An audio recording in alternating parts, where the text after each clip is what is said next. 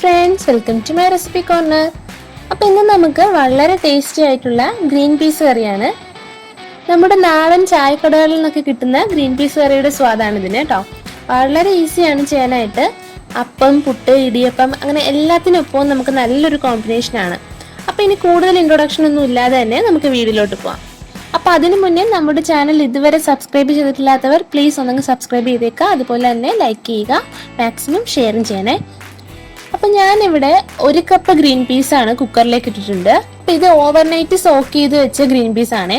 ഇനി ഇതിലേക്ക് 1 ക്യാരറ്റ് മുറിച്ചത്, 1 ഉരുളക്കിഴങ്ങ് ക്യൂബ്സ് ആക്കിയത്. ഇനി ഗ്രീൻ പീസിന് മുകളിൽ നിൽക്കുന്ന തരത്തിൽ വെള്ളം ഒഴിച്ചു കൊടുക്കാം. ഇനി 1/2 ടീസ്പൂൺ ഉപ്പ്, 1/4 ടീസ്പൂൺ മഞ്ഞൾപ്പൊടി. ഇനി നന്നായി ഒന്ന് മിക്സ് ചെയ്ത് കുക്കർ മൂടി ഒന്നങ്ങ് വേവിച്ചെടുക്കാം. ഇനി ഗ്രീൻ പീസ് കുക്ക് ആകുന്ന ടൈമിൽ നമുക്കതിന് ആവശ്യമായിട്ടുള്ള മസാല ഒന്നങ്ങ് റെഡിയാക്കി എടുക്കാം. അപ്പം അതിനായിട്ട് ഞാനിവിടെ ഒരു കടായി അടുപ്പത്ത് വെച്ചിട്ടുണ്ട്. 2 ടേബിൾ സ്പൂൺ വെളിച്ചെണ്ണ ഒഴിച്ചിട്ടുണ്ട്. അപ്പം വെളിച്ചെണ്ണ ചൂടാകുമ്പോൾ 1/2 ടീസ്പൂൺ കടുക് ഒന്ന് പൊട്ടി വരുമ്പോൾ 2 സവാള നീളത്തിന് മുറിച്ചത്, 6 പച്ചമുളക് കീറിയത്. അപ്പോൾ ഇതിൽ എരിവിനായിട്ട് ഞാൻ മുളക് പൊടി ഒന്നും ചേർക്കുന്നില്ല, പച്ചമുളകിന്റെ എരിവാണ് പ്രധാനമായിട്ടുള്ളത്. ഇനി ഒരു 5 അല്ലി വെളുത്തുള്ളിയും ഒരു മീഡിയം പീസ് ഇഞ്ചിയും കൂടി ചതച്ചെടുത്തത്. ഇനി നന്നായി ഒന്ന് വഴറ്റിയെടുക്കാം. ഇനി ഇതൊന്ന് വാടി വരുന്ന നേരം കൊണ്ട് ഇതിലേക്ക് ഒരു 1/2 കപ്പ് തേങ്ങയും 1/2 ടീസ്പൂൺ പെരിഞ്ജീരകവും ചേർത്ത് നന്നായി ഒന്ന് അരച്ചെടുക്കാം. അപ്പൊ ഇതേ സവാള നന്നായിട്ട് വാടി വന്നിട്ടുണ്ട്. ഇനി ഇതിലേക്ക് ഫ്ലെയിം നന്നായി കുറച്ചു വെച്ചിട്ട് ഒരു 1/4 ടീസ്പൂൺ മഞ്ഞൾപ്പൊടി, അപ്പൊ 1/4 ടീസ്പൂൺ നേരത്തെ ഗ്രീൻ പീസ് കുക്ക് ചെയ്തപ്പോ ചേർത്തിട്ടുണ്ട്. ഇനി ഒരു 1.5 ടേബിൾ സ്പൂൺ മല്ലിപ്പൊടി. ഇനി മീഡിയം ഫ്ലെയിമിൽ ഇട്ടിട്ട് നന്നായി മിക്സ് ചെയ്ത് പച്ചമണമൊക്കെ ഒന്ന് മാറ്റിയെടുക്കാം.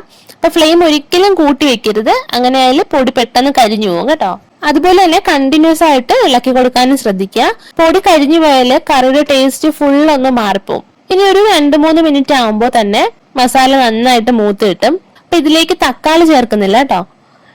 ഇനി നമ്മൾ ഇതിലേക്ക് നേരത്തെ അരച്ചു വെച്ച തേങ്ങ ചേർത്ത് കൊടുക്കാം.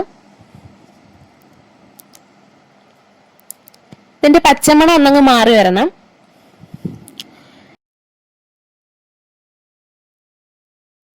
ഇപ്പോൾ ഇതിലേക്ക് 1/2 ടീസ്പൂൺ ഗരം മസാല പൊടി കൂടി ചേർത്ത് കൊടുക്കാണ്. ഇപ്പൊ ഇത് തേങ്ങയുടെ പച്ചമണമൊക്കെ ഒന്നങ്ങ് മാറി വന്നിട്ടുണ്ട്. ഇനി നമുക്ക് ഇതിലേക്ക് നേരത്തെ കുക്ക് ചെയ്ത് വെച്ച ഗ്രീൻ പീസ് ചേർക്കാം. അപ്പൊ ഇനി നമ്മുടെ ഗ്രേവിക്ക് ആവശ്യത്തിനുള്ള വെള്ളം കൂടി ചേർത്ത് കൊടുക്കാം. ഇപ്പൊ എരിവ് നോക്കിയിട്ട് ആവശ്യമെങ്കിൽ കുറച്ച് കുരുമുളക് പൊടി കൂടി ചേർത്ത് കൊടുക്കാം. അപ്പൊ ഞാനിവിടെ ഒരു 1/2 ടീസ്പൂൺ ചേർക്കുന്നുണ്ട്. ഇനി കുറച്ച് കറിവേപ്പില ചേർത്ത് ഒന്നങ്ങ് തിളപ്പിക്കാം. ഇപ്പൊ ഗ്രേവിക്ക് ഒരുപാട് തിളച്ച് കുറുകേണ്ട ആവശ്യമില്ല കേട്ടോ, കാരണം തേങ്ങ അരച്ചത് ചേർത്തിട്ടുള്ളത് കൊണ്ട് തന്നെ തണുക്കുമ്പോൾ ഒന്ന് നന്നായിട്ട് കുറുകി കിട്ടും. അപ്പൊ അത് ഞാൻ ഈ ഒരു സ്റ്റേജിൽ ഓഫ് ചെയ്യുവാണ്.